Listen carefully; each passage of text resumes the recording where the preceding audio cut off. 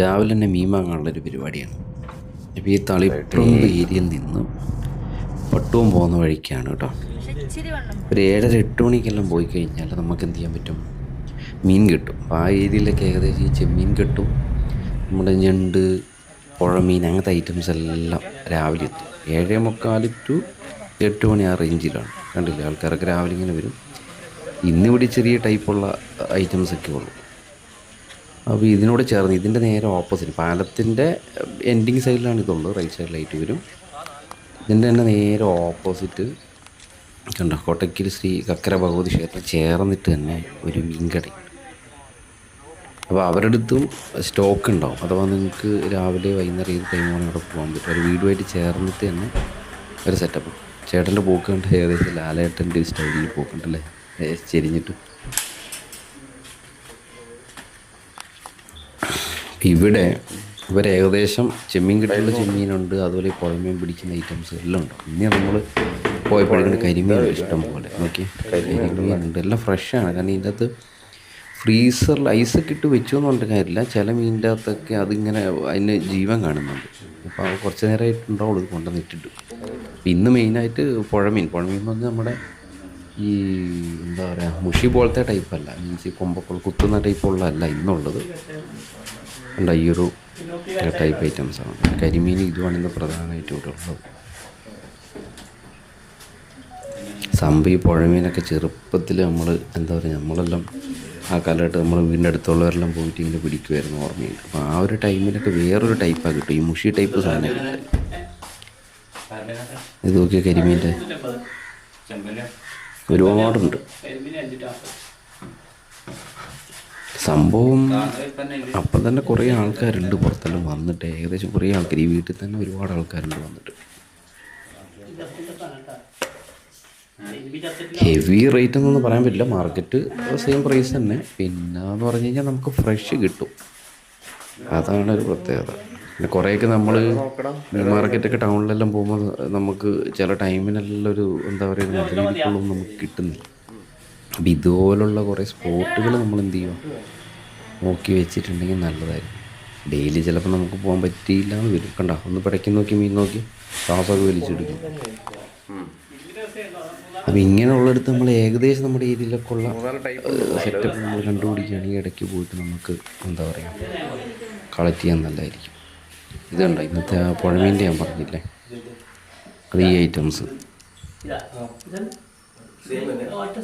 എല്ലാം ഓരോ കിലോ വെച്ചിട്ട് നമ്മൾ എടുത്തിട്ടുള്ളത്. നമ്മളാ വീട്ടിൽ 3 ആൾക്കാർ 4 ആൾക്കാർ കഷ്ടി, അപ്പം അത്രയൊക്കെയല്ലേ വേണ്ടു. കൂടുതലുള്ള ആൾക്കാർ അതിനനുസരിച്ച് സംഭവം എടുക്കുക. അതൊരു കിലോ എടുക്കാമോ? ഇടയ്ക്ക് ഇപ്പോൾ ഞാനൊക്കെ ഇവിടെ പോയി വാങ്ങാറുണ്ട്. കാരണം വെച്ചാൽ എന്തായാലും ഒരു വ്യത്യാസമുണ്ട്. കാരണം നമ്മൾ മാർക്കറ്റിലെല്ലാം പോയിട്ട് വാങ്ങുന്ന മീനും ഇവരുടെ അടുത്ത് വാങ്ങുന്ന തമ്മിൽ ഒരുപാട് വ്യത്യാസമുണ്ട്. ഇവിടെ എനിക്കിപ്പോൾ പോകുമ്പോൾ നല്ല ഫ്രഷ് ആയിട്ടുള്ള ഐറ്റമാണ് കിട്ടിയിട്ടുള്ളത്. പിന്നെ അയാൾ പറയും കേട്ടോ, എന്തെങ്കിലും ഇപ്പോൾ രാവിലെ കൊണ്ടുവന്ന് വൈകുന്നേരം ആയിട്ടുള്ളതാണെങ്കിൽ അദ്ദേഹം പറയാറുണ്ട്, ഇപ്പോൾ രാവിലെ വന്നതാണ്, ഇന്നലത്തെയാണ്, ഇന്നലെ വൈകുന്നേരം കൊണ്ടുവന്നിട്ടുള്ളതാണ്, അത് ജസ്റ്റ് അവിടെ നിന്ന് പിടിച്ചിട്ടുള്ളതാണെന്ന് അവർ പറയും. ഏറ്റവും നല്ല ഫ്രഷ് കിട്ടണമെങ്കിൽ രാവിലെ തന്നെ സംഭവം നല്ല ഇത് കിട്ടും. പിന്നെ കൊണ്ടുവന്ന് നമ്മൾ വീട്ടിൽ ഫ്രീസറിൽ വെച്ചിട്ടുള്ള ഒരു ബുദ്ധിമുട്ടാക്കാതെ എന്ത് ചെയ്യുക, സ്പോട്ടിൽ വെക്കുന്നതാണെങ്കിൽ അത്രയും നല്ലത്. അല്ലെങ്കിൽ ഇത് വീട്ടിൽ കൊണ്ടുവന്ന് വെച്ച് നമ്മുടെ ഫ്രിഡ്ജിൽ വെച്ച് പിന്നെ അതെല്ലാം കൂടെ വെള്ളത്തിലിട്ട് ഒരു പരുവാക്കി എടുത്ത് അതൊരു അപ്പോഴേക്കൊരു സുഖം കിട്ടത്തില്ല. നമ്മുടെ പ്ലാൻ എന്തായാലും ഒന്ന് കരിമീൻ വെക്കുക എന്നുള്ളതാണ്. സെറ്റ് ചെയ്ത് പുറത്തേക്ക് ഇറങ്ങുമ്പം തന്നെ ഈ സൈഡിൽ ഒരു ഭിത്തിയാറും വാളിൽ തന്നെ ഗൂഗിൾ പേ ചെയ്യാനുള്ള സിസ്റ്റം ഉണ്ട്. ഇതാ രാവിലെ മീനിൻ്റെ സൈഡ് കാണിച്ചില്ല, അവിടെയാണ് വെള്ളമൊക്കെ ഒരു സൈഡിൽ ഏകദേശം കുറഞ്ഞിട്ടുണ്ട്. എനിക്ക് പരിപാടിയായിട്ട് നമ്മൾ തിരിച്ച് രാവിലെ അങ്ങനെ തിരിക്കാനുള്ള പരിപാടിയാക്കി. പിന്നെ ഉള്ളത് ക്ലീനിങ്. കുക്കിങ്ങിൻ്റെ കാര്യം പറഞ്ഞു കഴിഞ്ഞാൽ അമ്മയാണ് ഇതാക്കുന്നത്. അമ്മയുടെ കുക്കിംഗ് അടിപൊളിയാണ് ചെറുപ്പം തൊട്ട്. അതിപ്പോൾ ഏത് കറി എല്ലാവർക്കും അങ്ങനെ ആയിരിക്കും, നമ്മൾ വീട്ടിൽ അമ്മമാർ വെക്കുമ്പോൾ അല്ലേ, അതിനോളം വേറെ വെല്ലാനൊന്നുമില്ല. പക്ഷെ അമ്മ എല്ലാ ടൈപ്പ് കറികൾ എത്ര പെട്ടെന്നാണെന്ന് അമ്മ ഉണ്ടാകും. നല്ലൊരു ടേസ്റ്റാണ് സംഭവം. അത് അവരൊരു ഐഡിയ ആയിരിക്കും. എന്നല്ലേ അവർക്ക് ചെറുപ്പത്തിൽ വീട്ടിൽ നിന്ന് പഠിച്ചെടുക്കുന്ന ഒരു അതിൻ്റെ അന്ന് അവർക്ക് ക്യാച്ച് ചെയ്തിട്ടുള്ള കുറേ പരിപാടികൾ കാണും. സംഭവം രസമാണ് ഇങ്ങനെയൊക്കെ ഇരുന്ന്. പിന്നെ കാണുമ്പം നമുക്കിതൊരു ഭംഗി തോന്നുകയും ചെയ്യും. പക്ഷേ നമ്മളായിട്ടത് ക്ലീനാക്കാനൊക്കെ ഇറങ്ങിക്കഴിഞ്ഞാൽ കുറച്ച് റിസ്ക്കാണ്. ഇവർ ചെയ്ത് ശീലമുള്ളതുകൊണ്ട് ഇങ്ങനെ. എന്നാലും ഫ്രഷ് ആയതുകൊണ്ട് സംഭവം കിടുവാണ്. പിന്നെ ക്ലീനിങ് അത് പിന്നെ പറഞ്ഞു തരേണ്ട കാര്യമില്ല. അതിൻ്റെ ഇടയിൽ അനിയത്തി പോയിട്ട് എൻ്റെ ഇതൊക്കെ കട്ട് ചെയ്തെടുത്തിട്ടുണ്ട്.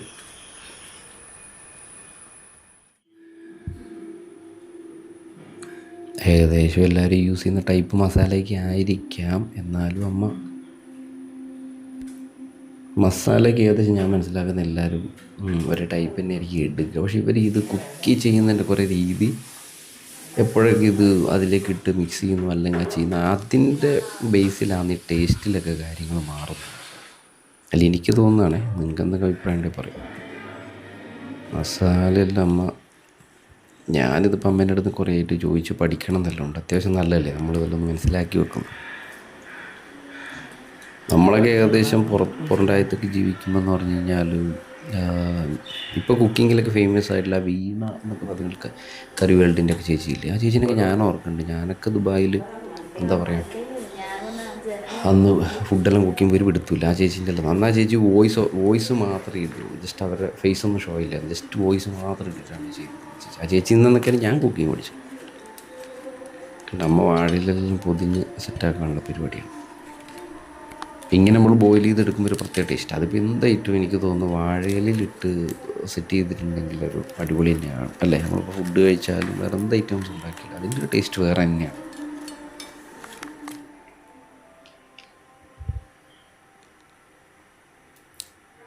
ഇലയിട്ട് ചെയ്യുമ്പോൾ ഓയിലൊക്കെ അതുപോലെ നല്ല ചൂടാക്കിയിട്ട് വെക്കുന്നതാണ് നല്ലത്. കരിഞ്ഞു പോകാനും പാടില്ല. പിന്നെ ശ്രദ്ധിക്കേണ്ടതെന്ന് വെച്ചാൽ ഇത് വേവണം കേട്ടോ. ചിലരുടെ ടെസ്റ്റൊക്കെ നടത്തുമ്പോൾ എനിക്ക് തോന്നുന്നു സംഭവം അത്ര ക്ലിയറായിട്ട് വേവത്തൊന്നുമില്ല. അങ്ങനെ ഹാഫ് ബോയിൽ പോലും എടുത്തു കഴിഞ്ഞാൽ കരിമീൻ്റെ അറിയാത്ത അത്ര ടേസ്റ്റ് ഒന്നുമില്ല. പക്ഷെ നല്ല ഡ്രൈ ആക്കി ഉള്ളു മാത്രം ഇങ്ങനെ വെന്തിരുന്നുകൊണ്ടും കാര്യമില്ല. ചിലർക്ക് അതായിരിക്കും ഇഷ്ടം. എനിക്കൊക്കെ കുറച്ചുകൂടെ ഡ്രൈ ആയിട്ട് ഇങ്ങനെ മുരിഞ്ഞിരിക്കില്ല, ആ ഒരു ടൈപ്പ് കിട്ടണം എന്നാണ്. അതാണ് എനിക്ക് കൂടുതൽ ഇഷ്ടം.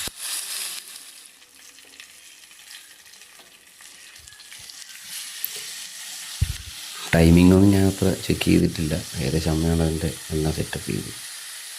ഒരെണ്ണം എടുത്ത് ടേസ്റ്റ് നോക്കാമെന്നുള്ള പരിപാടിയാണ് എല്ലാവരും കൂടെ. സംഭവം റെഡി ആയിട്ടുണ്ട്.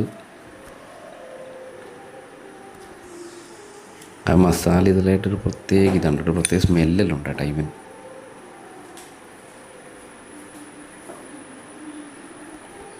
വെള്ളമടിക്കുന്നമാർക്കൊക്കെ സുഖമാണ്. ഇങ്ങനത്തെ ഒരു പീസ് കിട്ടിയിട്ടുണ്ടെങ്കിൽ അവർ പൊളിച്ചെടുക്കും. സംഭവം നമ്മൾ ഈ ചോറിൻ്റെ കൂടെ തിന്നാതെ അല്ലാതെയും ഇങ്ങനെ സെപ്പറേറ്റൊക്കെ എന്താ പറയുക, ഇങ്ങനെ വെച്ചിട്ട് കഴിക്കാത്തൊരു ടേസ്റ്റാണ്. നല്ല ഫ്രൈ ആയിട്ട് നാരങ്ങയും കുറച്ചും കൂടെ പിഴിഞ്ഞെടുത്ത് കഴിഞ്ഞാൽ സംഭവം കിട്ടും. അപ്പോൾ അമ്മ നന്നായിട്ട് കുക്ക് ചെയ്യുന്നത് ഞാൻ പറഞ്ഞില്ല. അപ്പോൾ ഇടയ്ക്കിടയ്ക്ക് ഞാൻ ഇത്തരത്തിലുള്ള അമ്മേൻ്റെ പൊടിക്ക് പരിപാടികളുണ്ട്.